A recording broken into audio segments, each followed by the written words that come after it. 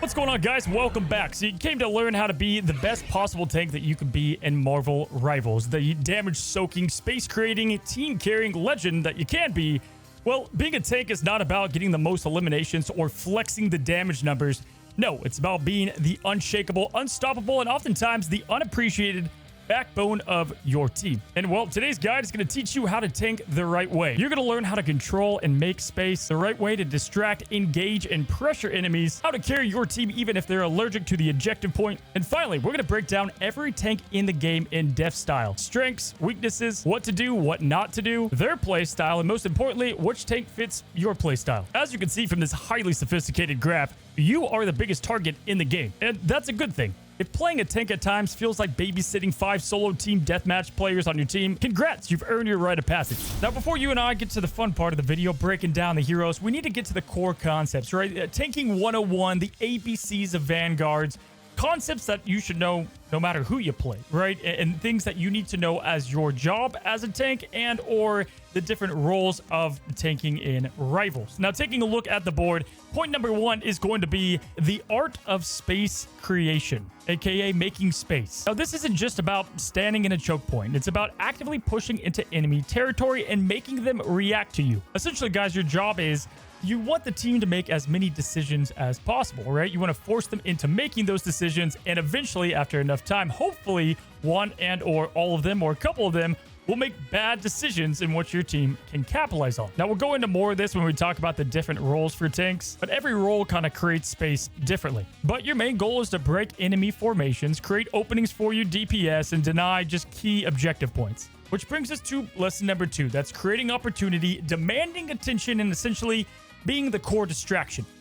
Distraction is everything as a tank. If the enemy is shooting at you instead of the DPS or healers, well, you're doing your job right. Your job isn't to just take damage. It's ultimately to make enemies waste time and resources on you, giving your team openings to then win that fight. So maybe some key examples are you're playing Thor and you push one of their DPS and their Magneto uses his shield to protect their DPS, and then he doesn't have a shield for himself. Or maybe you're someone like Venom, the Hulk, the Thing, and you dive onto supports, making their team use defense abilities or whatever it might be, even offensive abilities, and then you can have the leverage with your team having those abilities still banked up. And usually the best way to do that is getting their attention and kind of forcing their hand to use those abilities. Now, number 3, guys, creating pressure and the art of controlled aggression. Now, pressuring your opponent can be done a variety of ways. You can just make them uncomfortable by disrupting their game plan or reading what they're trying to do, blocking key paths, or just forcing the other team and or players into awkward angles. Essentially like the plan that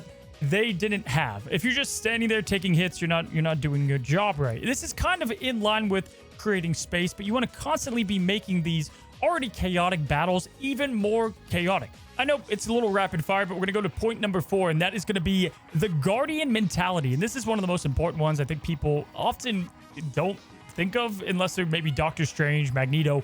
Protecting your team, right? Defending the weak and being the peeler, if you will, for a lot of the team. Peeling in general means going back and helping your backline. You're the front line. Your job is easy. Strategists and sometimes DPS, they're the backline. If you're not getting healed, it's probably for a reason. Your team is getting flanked or something's going on with them. If your Luna has awful stats, check in with her. See, hey, how can I help you out? If she says, I have a Black Panther constantly killing me, well, then you know it's your job to, well, disrupt that flank. If the Black Panther has more pressure, he's probably going to lay off a lot more. A couple times into that, he's definitely going to lay off or ultimately switch. Your job is to protect your team via shields and abilities, but also from flankers and or just DPS trying to pick off the supports. Now, lastly, guys, there's more of these, but this is, probably the last big one. And that's leading the charge, being the leader of your team, which kind of sounds like a cliche, but let me finish. The Spider-Man on your team can only lead so much. He might be on the voice comms, he might be the loudest or the most annoying, but he definitely can't lead the team. You are the Vanguard, you're the front line, and thus you're the leader of the team. And that means it's your job as the leader to kind of bear the most responsibility at times. You can't assume that your teammates are tracking ultimates. It's your job to track the other strategist ultimates or DPS and big ultimates that they can pull off, so you can make your team aware via comms and or your positioning to make sure everything goes okay. Or even better, and this can fall with some of the other points, but if a fight is kind of just at a stalemate and you have their Doctor Strange and yours just sitting there and you're exchanging bullets, you should start the brawl. If you have your team behind you and you're kind of paying attention to deaths and if your team's alive or if they have people coming from spawn, you need to know when to engage. Super important. One of the most key things to take away is when to engage, when to turn a fight into a full brawl, when to fully commit and try to secure the payload, the objective, whatever it might be. So we're going to take all of this knowledge and combine it with the last understanding, and that is tanks and their different roles. Now, there's a bunch of different roles out there, but mainly you've got your main tank, your off tank, and in that you have divisions of a dive tank, a brawler, or a mix of these. So in short, your main tanks are going to be your Doctor Stranges and or maybe Magnetos, those that can create the space, the ones that anchor down the team and why they are so important and played at a high rate. These guys are key to making a lot of the space. Your off tanks will usually be with your main tank, but they're going to be kind of your Robin, and that's not to demean them, but they're going to help with your peeling so that you don't have to as much and or just making them uncomfortable with pressure. And then you've got dive tanks, who in my experience are, everybody can get into a battle, right? You can fly in there with the Hulk. The main key thing to take away here is after you've created that pressure, it's how to get out. And then we've got the role of a brawler. That's, the Thing and Captain America. And keep in mind, mini tanks can be many roles. So hopefully, guys, the ABCs, they're not too confusing. I want you guys just to take away these kind of core principles and take them with you as we look at all the different tanks. Your job isn't to pick the big guy and take damage. It's to do all of these little things. And by just knowing them, you'll be better when you play. And we're going to go hero by hero at this point and look at strengths, weaknesses, what to do, what not to do, and take a look at what each tank does best. All right, first up, guys, let's talk Captain America, who's obviously a highly mobile dive tank who excels at disrupting the enemy backline and kind of looks at a mix of fast melee combos, high survivability with a defensive shield, combined with enough bowling and distraction to be a good fit for any team. So when you're Captain America, what do you want to do? Well, you are the leader, right? Talking about leaders for tanks, you're typically going into the battle first and being that primary problem, distraction, and focus of the enemy team. Now, this can be used to initiate points while the rest of your team is securing the objective, or it can be used to dive in and bully the weak snipers and healers from afar, taking their focus from, well, their vanguards and the snipers to your DPS and supports onto you. And that's the best part. You're equipped with tons of survivability. I mean, this guy he can win Survivor by himself with just his abilities, his sprint to get to health packs, his shield use, which can literally block anything within the game. Cap pretty much has it all. He's kind of the master of none in the sense of he can't do anything crazy outside of mobility and survivability. You're not going to be the damage MVP, but there are some things you can learn to kind of make these things even better. Now, these are the things that he excels at, is surviving and being a bully, being highly mobile, and having a good ultimate that can keep the team up, and truly being that leading vanguard. When it comes to his weaknesses, though, there's a good amount. Obviously, he requires precise cooldown management to avoid dying, right? Your dash is better used as an escape, for example. It doesn't do that much damage. You need to make sure you're not just stuck as a sitting duck.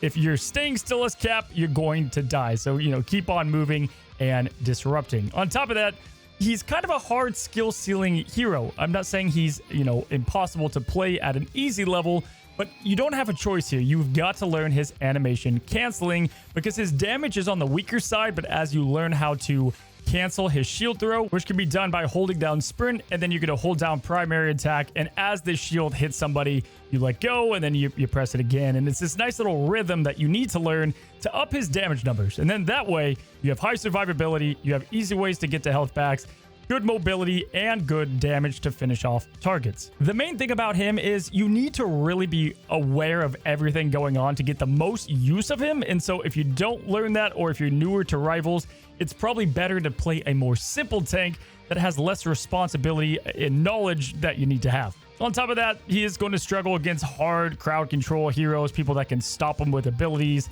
Yes, you can use your shield to limit this, but things like Peni Parker can make his life a living hell. And then, kind of to the point I just said, you need to know how to balance when to dive the backline, assist and peel for your team, or just be there for the fight. Because, well, if you're at the wrong place at the wrong time, you're going to be an awful tank, and that's obviously not what you want to do for your team. The dude takes some practice, but I think he's one of those heroes that you can learn in quick play with just enough time and focusing on maybe picking up one tech or thing about him per match and then slowly master the guy. I would say to wrap things up, just be the best bully that you can be while not dying. If you're not dying and you're disrupting the enemy team, you're doing your job pretty damn good as Cap. Next up, we move to Doctor Strange, the main frontline tank that people think of when thinking of a main tank. Doctor Strange pretty much does it all, right? The guy's got the massive shield, and that's going to be the main highlight of his kit and what he does, but he has good mobility, good consistent damage, and presence in most fights within the game, equipped with obviously the portal.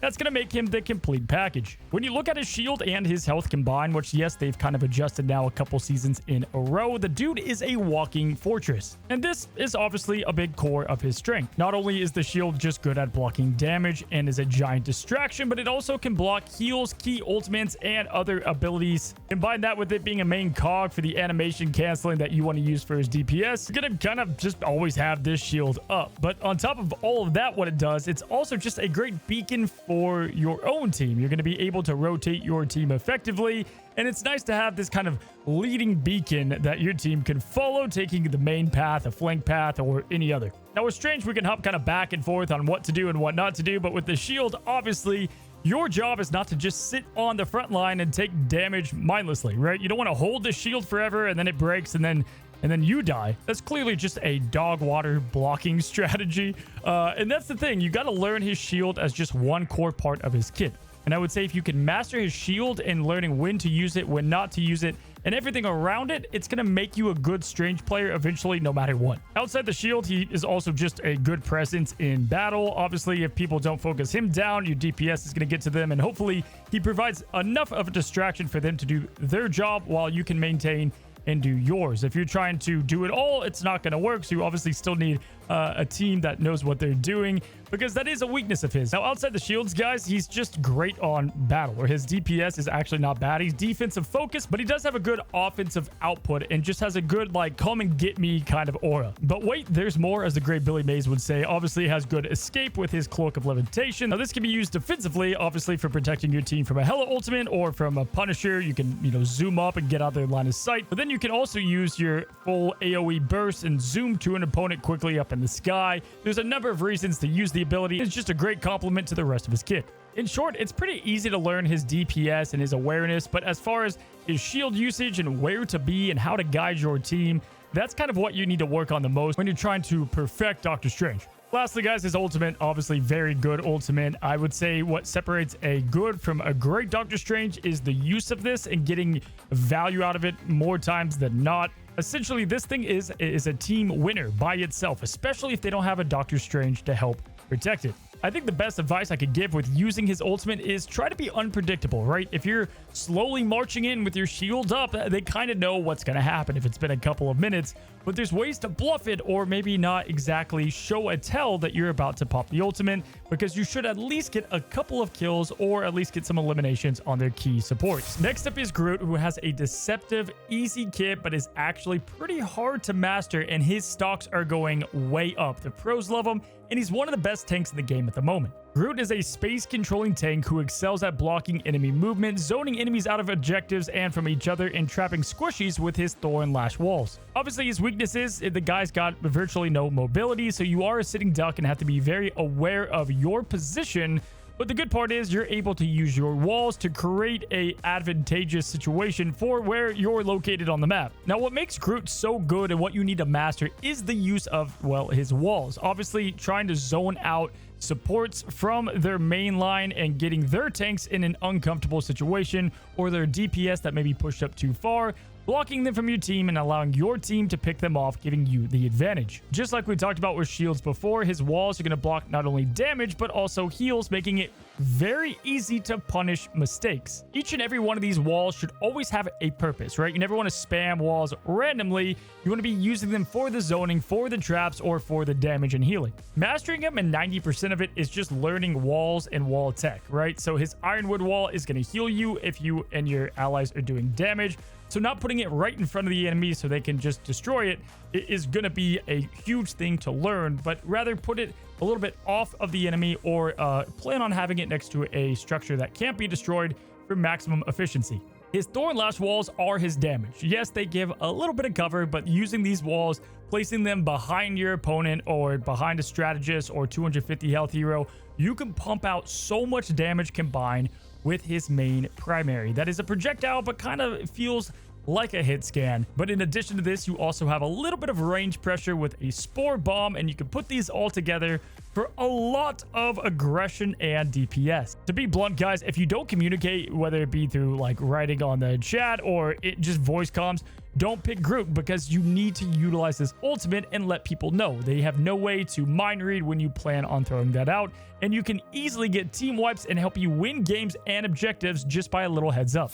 All right, guys, next up we have the Incredible Hulk, a heavy aggro tank with incredible disruption potential, and his role is to obviously draw attention and thrive in the very chaos that he's causing. Now, obviously, the Hulk is a dive tank through and through, and he has no means to heal himself with very limited protection, making him pretty hard to master. However, to make up for this, he has an ability to engage and disengage without any cooldown, opposed to someone like Venom and or Captain America. He's able to, well, jump in and jump out. But that's where a lot of people tend to make the most mistakes. They know how to get in there, but getting out is more the problem. Now, combined with that, his biggest strengths are he can absorb an absurd amount of damage, and when paired with a healer, he's basically unkillable at times.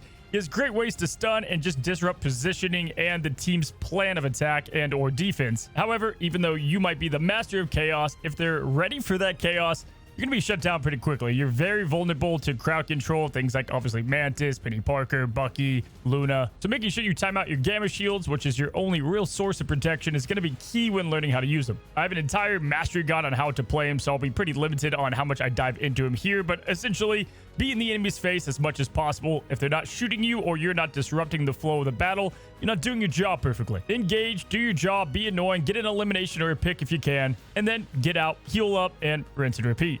Opposed to some of the other tanks we talked about today, Hulk is the definition of not a solo tank. Most of the time, he does need some form of help, and usually you can find a Doctor Strange to get that team up off you, and or just another main tank to help you soak up a lot of the damage. Because if you don't have another tank, they can just all focus you, and you're going to be Bruce Banner more than you're the Hulk. Now, outside of that, just getting pressure with your clap, really Monster Hulk is what it's all about. Do not sleep on this ultimate. It is powerful, it is insane, and if the enemy does not focus you, you are able to melt down support and key DPS, making the fight way easier and your job that much better. It takes a lot of patience. He's banned often because of his team up, but if you do get to play him and you play him a lot, you should be rewarded with a very good dive tank. We move on to Magneto, who's kind of the master of all and is currently the most picked tank in higher ranks. Magneto is a space-denying tank who specializes in poke damage and absorbing damage, creating shields and disrupting enemies with his magnetic powers. The main strengths with Magneto is he doesn't have that many weaknesses. He's got shields to protect himself, protect allies, set up combos. He uses his defensive playstyle to fuel his offensive playstyle. His ult can deny teams and really set up game-winning plays. Thanks to the most current patch in Season 1.5, he's also lethal with a left-right-left combo of his primary and cannon fire to delete 250 health heroes, and is just really good at denying space and or just being a duo buddy with something like a Venom or another dive character. What I also like about him is if you're playing by yourself, you could be selfish kind of with your shields to keep yourself alive, or on the contrary, if you're playing with someone who's not that wise, you can protect them when they don't know how to protect themselves. Really, his main weakness is, he doesn't have great mobility. The dude is super slow. And if he's around a bunch of other dive characters, something like Magic, he can suffer from that. All in all, his positioning is pretty important because if you're at the wrong place, wrong time, you're definitely going to pay the price. As for what not to do as him, you don't want to just be this kind of like defensive shield for your team the whole time. You need to be applying that pressure. It's what he's great at, and you don't want to be using that pressure on big, meaty tanks like that big Doctor Strange shield. More on the damage and squishies and supports first, because they're obviously going to take more of that pressure and poke damage, causing the team to kind of snowball in the wrong direction. As long as you're using his cooldown abilities the right way and using his overall primary attack, trying to eliminate and get poke damage, and mainly using that ultimate to defend your team from, let's say, Star-Lord, Punisher. There's plenty of ults that he can help counter and suck up those projectiles and put it back at the opponent. You should be having a pretty comfortable and good time at Magneto, and obviously the more you play him, the better you're going to get at the timing of these abilities. Let's move on to Peni Parker, the web slinger, a defensive tank who thrives in holding points, controlling key areas, and punishing flankers with a plethora of her abilities. Now, Peni is described by some of the best Peni players as a bunker type tank and is clearly a winner on defense more than offense. In fact, she is one of the best heroes at lower elo, so up until about platinum, one of the best that you can play as a tank because, well, her kit's complex and oftentimes she likes to punish people with position mistakes, and that happens a lot more at the lower ranks. Peni thrives the most when she can control her space. So obviously when you're on a defensive point, this is the easiest example, but also when you are in a room protecting your supports or key choke points of a payload map. Now, obviously, a big chunk of your damage is going to come from the cleverness of your mines and web placements, but I think people often sleep on her passive healing over time, her mobility, and just her often disruption that she can cause. Now, she's definitely a bit different than other tanks because instead of being right in the face of people, she likes to play a bit back and have different dive characters and or the enemy team come to you, which can make her very welcoming for players that are kind of new to Vanguards and tanks in general. However, I would say personally, she is a great tank to have in your roster to have for defense in certain map and scenarios. However, you want to have another main tank that you can play on more advantageous maps and positions and team lineups. All in all, Peni's just a lot of fun. She has a decent skill ceiling with where you can hide your traps, your mines, mastering her mobility, and knowing when to dive and peel for your own teammates, which she does pretty well because she's very fast at getting to your supports and strategists or closing in on an elimination. She has a pretty lackluster ultimate and is not the best at like completely, controlling a battle and carrying teams, unless you're playing in lower elo. And she has some pretty clear weaknesses when it comes to how to counter her. But altogether, she's a great pick for a lot of maps. And again, is a great kind of off tank to add to your roster. We move on to the newest tank, the newest Vanguard in The Thing. The Thing is a brawler tank that plays kind of like the Hulk, as he loves to be in chaos and he actually thrives in it, but is also comparable kind of to something like Captain America, being that brawler and bully and close range combat and being able to peel for his team and just like disrupting battles a lot with his AoE punch and or his powerful knockups and stuns to protect his own team and just get consistent damage even in a 1v1. The Thing's bread and butter is in mid-range fights. His ability to punch through shields and make other Vanguards uncomfortable is one of his highlights, but also just getting right to the point to the strategists and making their lives hell. He can't be repositioned through other abilities, which makes him great to kind of always stay in the fight, but obviously he can still be affected by freezing and other CC abilities, which makes him kind of struggle in some areas. His weakness is he doesn't have that mobility and he does struggle against high burst DPS heroes. But in return, if you know how to play with your team, he does have pretty good peel, and he's a huge answer to a lot of dive and annoying heroes. His Yancey Street Charge is probably one of the best abilities to not only engage, but also defensively support your team. And I feel like that truly kind of summarizes what he does. He's great at rotating between an offense and defensive hero to give specific support to the team when it's called for. Now, the main thing to learn as him is you want to use his kind of big charge up punch as much as you can in these team fights to get a lot of that AoE hitting damage, making everybody uncomfortable at the same time. But then when you're on these 1v1 fights, you want to just use his primary hit as it's much better. Now, obviously, given to his role in the game, you're going to be using that kind of bigger punch most of the time. And mastering him is like Magneto, just really knowing and perfecting your ability cooldowns and knowing when to use what ability at the right time. In short, if you're somebody that enjoys being with their team a lot, you're going to thrive as the Thing. Because if they leave you, you're not going to be able to lead to them and you're going to end up dying a lot. You have great sustain yourself with your huge punches that give yourself a temporary shield, and you're kind of in control of if you're going to die or not sometimes, right? You don't want to chase kills. You're not a duelist. You want to play as the big thing that you are, putting yourself in the line of danger and also making the opponent as uncomfortable as possible while maintaining and using your cooldowns effectively. Next up, we go to Thor, who is just downright oppressive. He's even better when he's paired with somebody else like a diver, and he plays a role of both an enforcer and a bodyguard for healers. But on top of that, if Captain America is the bully that people might stand up to, he's the bully that nobody wants to mess around with. In short, he makes things happen, whether the enemy team wants it or not. Thor moves you around, pressures you, and never allows you to be still. Despite his heavy-hitting presence, he's surprisingly very mobile, constantly forcing engagements and disrupting formations. In short, his job is to control the ground game and dominate close-quarter combat. Thor is regarded as one of the best overall tanks in the game. He's excellent at 1v1 dueling. Again, he has good high mobility. He's able to keep himself up, giving himself tons of survivability. Obviously, he's melee based, so he's good against shield tanks like Doctor Strange, Magneto, and more. And he has just two forms, a lot of things going on. Quick engage, good disengage, and then when he goes awakened form, he is someone that can pump out some of the most damage in the game. Now, his hammer Mjolnir is great for obviously getting around the map, but it's also great to chain combos, escape, and peel for your teammates, and just disrupt the enemy backline as much as possible.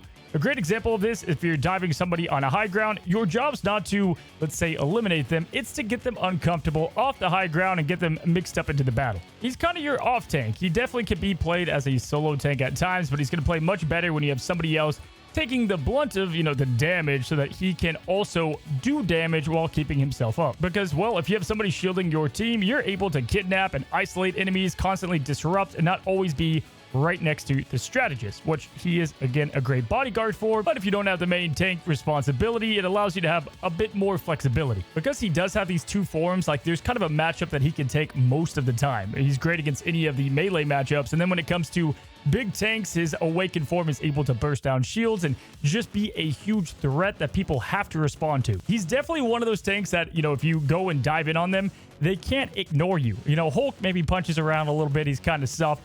Thor is someone that has to be dealt with immediately. Last but not least, we have Venom, a high mobility, dive heavy tank that thrives in engaging quick assassinations on the backline. And, well, rinsing and repeating this over and over, all while making sure you can retreat before taking just enough damage. Now, Venom is often deceptively one of the easiest tanks to learn in the game, but very hard to master the more you rank up. In short, the play loop of him is very easy. You're going to try to hang on a wall, wait for enemies to go into a choke point, and then dive into them, slow them down, do some damage, and hopefully your team follows up, creating enough space to make things comfortable for them and obviously uncomfortable for the enemy team. He has insane mobility and is extremely hard to take down. His survivability is amongst the best in the game, and that's all thanks to his high sustain, because his shields are going to be based on his missing health. So if the opponent chooses to focus on you, which obviously you want them to, they tend to pay the price because you get that much more shields to survive even longer and then obviously escape. Really, his only weakness is he's not great at mid-range. Obviously, you need to be up close and personal, and sometimes